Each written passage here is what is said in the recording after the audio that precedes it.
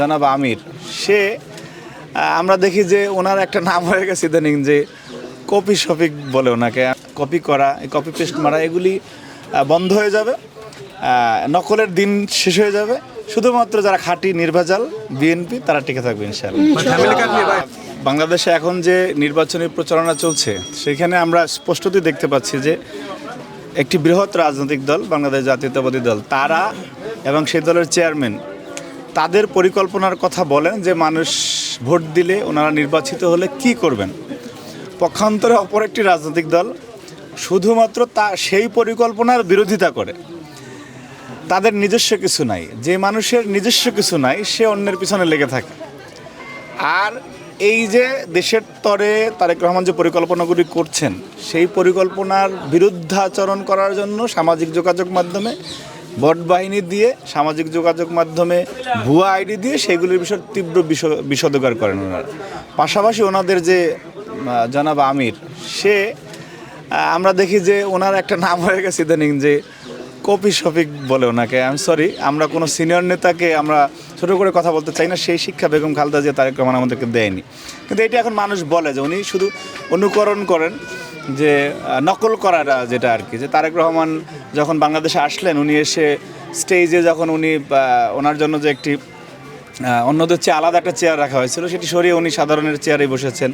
ওনার যে আচার আচরণ ঠিক সব কিছু আমরা দেখি কপি করে। শেষ পর্যন্ত ওনারা একটি সমালোচনা করেছিলেন লাল বাসের, যে সেই বাসে কেন তারেক রহমান থাকেন, এবং 2 দিন পরে দেখলাম যে তারা আবার সেই বাস নিয়ে নেমেছেন। অর্থাৎ এই যে কপি পেস্ট করার রাজনীতি, তাদের কাছ থেকে জাতিকে আসলে দেওয়ার কিছু নেই, ওনাদের কাছ থেকে এই জাতির পাওয়ার কিছু নেই, স্বকীয়তা নেই, নিজস্ব সত্তা নেই, আছে শুধু অন্যের সমালোচনা করা এবং পিছনে লেগে থাকে।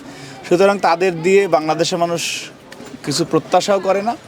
12 তারিখের পরে এই যে অনুসরণ করা, কপি করা, এই কপি পেস্ট মারা এগুলি বন্ধ হয়ে যাবে।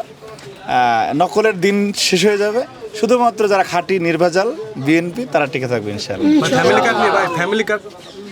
ফ্যামিলি কার্ডটি দেখেন, ফ্যামিলি কার্ড নিয়ে যখন তারেক রহমান বললেন আর কি, তো এই যে অপপ্রচারকারী তথ্য সন্ত্রাস যারা করে, মিথ্যা প্রোপাগান্ডা ছড়িয়ে সমাজের পরিবেশ নষ্ট করতে চায় সেই গুপ্ত জামাত শিবির, তারা ফ্যামিলি কার্ডের বিষয় তাদের এত গাত্রদাহ হয়েছে, সেই গাত্রদাহ দেখলেই বোঝা যায় যে তারেক রহমান এই সিদ্ধান্তটি সঠিক নিয়েছেন। আর যদি সিদ্ধান্তটি ভুল হতো তাহলে এটা নিয়ে জামাত এত ওনাদের গাত্রদাহের কারণ হচ্ছে যে মানুষ এই প্রস্তাবনাটা তারেক রহমানের অত্যন্ত সাদরে গ্রহণ করেছেন, যে না এটা একটি সুদূর প্রসারী পরিকল্পনা, যে মানুষকে স্বাবলম্বী করা, বাংলাদেশের মা বোনদেরকে স্বাবলম্বী করার জন্য এটি একটি মাইল ফলক, যে কীভাবে ফ্যামিলি কার্ডটা উনি দিবেন। পক্ষান্তরে তার বিরুদ্ধে আমরা ভেবেছিলাম যে জামাত কোনো আইডিয়া দেবে, সেটা আইডিয়াটা না দিয়ে এই আইডিয়াকে বিনষ্ট করার জন্য যে অপপ্রচার সেখানে ওনারা মেতে উঠেছেন। সুতরাং ফ্যামিলি কার্ড যে একটি যুগান্তকারী পদক্ষেপ, এবং এইখানে যেটা বলা হয়েছে ওনারা ভুল তথ্য দেন যে ফ্যামিলি কার্ড দিয়ে কি হবে, পরিবারের কতটুকু কী হবে। হুজুরকে আমি বলতে চাই যে তারেক রহমান তো বলে না যে একটা ফ্যামিলির পূর্ণাঙ্গ দায়িত্ব খরচ সে বহন করবে, সেটা বলে না। মান্থলি যে খরচটা হয় সেটার একটা অংশ যদি সরকার থেকে দেয়া হয় তাহলে ওই পরিবারের আপনার বোঝাটা, কষ্টটা একটু লাঘব হবে, আস্তে আস্তে সে স্বাবলম্বী হবে। আপনি একটা দেশকে ওভারনাইট কেউ উন্নত করে ফেলতে পারে না, আস্তে আস্তে যে হবে সেই পরিকল্পনার অংশই হচ্ছে ফ্যামিলি কার্ড, কৃষক কার্ড ইত্যাদি। সুতরাং যাদের কিছু নাই তারা অন্যের পিছনে লেগে থাকে। এই কিছু নায়ের দলে হচ্ছে বাংলাদেশ জামায়াত ইসলামী, এবং 12 তারিখে বাংলাদেশের মানুষ তাদের এই অপপ্রচারের বিরুদ্ধে ব্যালটের মাধ্যমে জবাব দেবে ইনশাআল্লাহ।